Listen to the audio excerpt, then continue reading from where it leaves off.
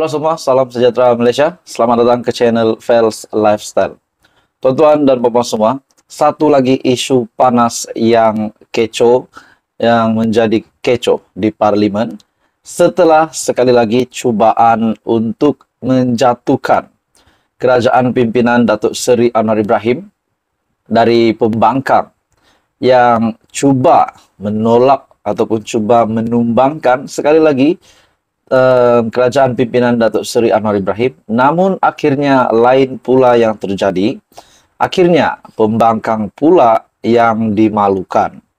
Dalam satu info terkini ataupun artikel baru-baru ini berkaitan dengan cubaan pembangkang sekali lagi untuk memalukan Datuk Seri Anwar Ibrahim untuk menjatuhkan kerajaan. Akhirnya cubaan tersebut yaitu menolak usul kerajaan akhirnya digagalkan kerana usul yang dibawa kerajaan pada persidangan Dewan Rakyat hari ini tidak kesampaian apabila mereka gagal memperoleh majoriti dalam undi belah bahagian. Cubaan pembangkang untuk menolak usul yang dibawa kerajaan akhirnya digagalkan kerana tidak mempunyai sokongan yang cukup. Nah, ini sudah membuktikan satu lagi keputusan yang pasti mengejutkan ramai. Bayangkan kalau 30 juta rakyat Malaysia melihat perkara ini, sudah pasti ini satu lagi perkara yang boleh memalukan kepimpinan pembangkang. Nah, saudara-saudara, teruskan bersama di dalam channel ini. Teruskan bersama di dalam ulasan yang panas ini. Anda juga dipersilakan untuk tekan butang like, Anda boleh share video ini. Dan tekan butang subscribe, sebab subscribe itu percuma. Dalam satu artikel, saudara-saudara, yang panas. Undi belah bahagian itu menyaksikan sejumlah 83 ahli parlimen yang menyokong usul tersebut dari kerajaan. Manakala 52 ahli parlimen tidak bersetuju, seorang tidak mengundi, serta sejumlah 86 ahli parlimen tidak hadir. Nah, bayangkan saudara-saudara, 86 MP yang tidak hadir. Tetapi tetap juga kekalahan ataupun undi belah bahagian itu tetap berpihak kepada kepimpinan kerajaan Datuk Seri Anwar Ibrahim, di mana undi belah bahagian itu menyaksikan sejumlah 83 ahli parlimen menyokong usul tersebut dan 52 ahli parlimen tidak bersetuju. Dalam pada itu, usul tersebut adalah untuk persidangan Dewan Rakyat tidak ditangguhkan sehingga rang undang-undang tenaga boleh baru pindaan 2023 dan rang undang-undang pihak berkuasa pembangunan tenaga lestari pindaan 2023 selesai dibahas serta diputuskan seperti yang termaktub dalam aturan urusan mesyuarat. Nah, sebelum ini juga kita mendengar kabar angin lah, konspirasi lah untuk menjatuhkan ataupun mengguling kerajaan hari ini untuk menggantikan kerajaan pimpinan Datuk Seri Anwar Ibrahim hari ini.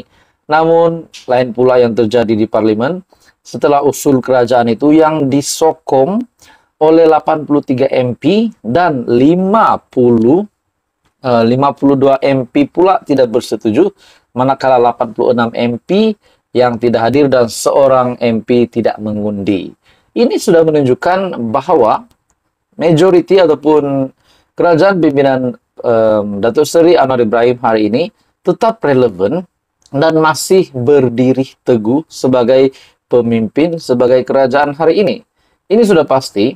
Ada yang kata perkara ini mungkin akan memalukan kepimpinan pembangkang setelah mereka gagal menang undi belah bahagian itu. Nah, dalam artikel ini, berikutan keputusan undian itu. Timbalan yang dipertua Dewan Rakyat, Datuk Ramli Muhammad Noor memutuskan di bawah perkara 12 dalam kurungan 1 peraturan Majlis Mesyuarat Dewan Rakyat. Usul yang dibawa ugak dipersetujui. Terdahulu, Ketua Whip Perikatan Nasional, Datuk Seri Taqiyuddin dari PN Kota Bahru bangkit bagi menolak usul yang dikemukakan UGAP dan bertanya, adakah kerajaan mempunyai rang undang-undang lain yang akan dibawa pada persidangan Dewan Rakyat kali ini. Beliau berkata, mengikut aturan urusan mesyuarat, hanya berbaki 2 RUU lagi yang dibentangkan dan diputuskan. Kita baru memasuki hari keempat persidangan Dewan Rakyat dan kita mempunyai 7 hari lagi. Adakah kerajaan mempunyai RUU kejutan yang akan dibawa ke Dewan Rakyat? Waktu perbahasannya juga yang begitu singkat. Manakala Syahidan Kasim pula turut bangkit mencadangkan agar persidangan diteruskan dengan usul persendirian yang dikemukakan MP sekiranya kesemua urusan kerajaan telah selesai. Situasi pula kembali menjadi kecoh selepas ahli parlimen pembangkang mendakwa terdapat beberapa ahli parlimen kerajaan masuk ke Dewan selepas pintu diarah tutup. Saudara-saudara, bagi saya ini satu lagi kejutan besar untuk PN, dan ini menjadi bukti bahwa kepimpinan Datuk Seri Anwar Ibrahim masih lagi kekal kuat, kekal teguh, dan kekal relevan untuk memimpin kerajaan hari ini. Jadi ini pasti menjadi kejutan besar kepada ramai musuh politik Anwar di luar. Jadi saudara-saudara, apa komen Anda? Teruskan bersama di dalam channel ini. Untuk info yang seterusnya, jangan lupa tekan butang like, share, dan subscribe. Halo semua, salam sejahtera Malaysia. Selamat datang ke channel Fels Lifestyle. Tuan-tuan dan puan semua, sudah pasti semasa PRU 15 dulu, kita dikejutkan dengan beberapa konspirasi, beberapa spekulasi berkaitan dengan peruntukan dana untuk setiap parti politik yang menyertai ataupun bertanding untuk pilihan raya umum ke-15. Dan kita pernah dikejutkan dengan kenyataan Datuk Seri Anwar Ibrahim pada ketika itu berkaitan dengan dana RM600 bilion yang dana RM600 bilion yang terkait dengan kepimpinan Perikatan Nasional yang dipimpin Tan Sri Muhyiddin Yassin. Dan ada juga spekulasi yang berkata bahwa Parti Gabungan Perikatan Nasional mendapat dana dari syarikat perjudian. Nah, saudara-saudara, setelah kita mendengar banyak konspirasi, banyak spekulasi, banyak kabar angin, akhirnya satu pendedahan dari SPRM yang terkini berkaitan dengan peruntukan ataupun dana syarikat judi yang diterima oleh Perikatan Nasional. Akhirnya ini satu laporan, satu pendedahan yang buat ramai panas telinga, di mana dalam satu berita artikel mengesahkan sebuah tajuk berita, tiada bukti PN terima dana syarikat judi. Dan ini adalah dinyatakan sendiri oleh Suruhanjaya Pencegahan Rasuah Malaysia SPRM.